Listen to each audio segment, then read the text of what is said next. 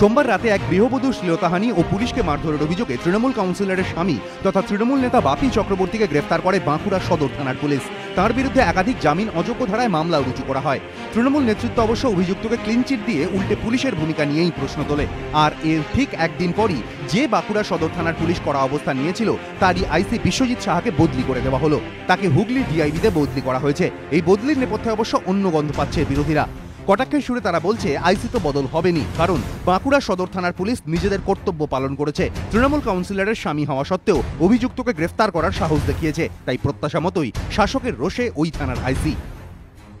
তার পরের দিনেই যে চলে গেল, পুলিশকে চলে যেতে হলো, তো কথা শুনলো না বলে হয়তো চলে যেতে হলো, এরকম ঘটনা হতে পারে। সরকারের বদান্যতায়, বিশেষ করে আমাদের রাজ্যের মুখ্যমন্ত্রীর নির্দেশে, চাপে, তৃণমূলের চাপে পুলিশের কাজ করতে পারছে না। সাধারণ মানুষের কাছে একটা বার্তাই যাচ্ছে যে তাই কি যে পীযূষ বা বাপি চক্রবর্তীকে গ্রেপ্তার করার জন্যই আইসিকে বাঁকুড়া থেকে বিদায় নিতে হলো।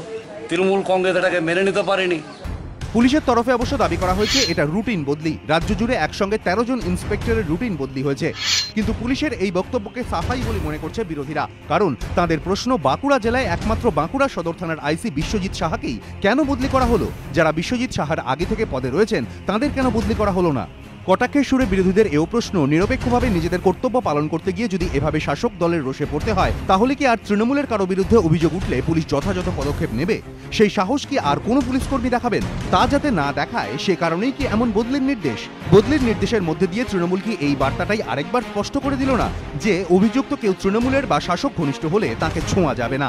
যেমনটা হয়েছে অনুব্রত মণ্ডল, মনিরুল ইসলাম, সুদীপ্ত ঘোষেদের ক্ষেত্রে, যেমনটা হয়েছে মেয়রের ভাইজির ক্ষেত্রে।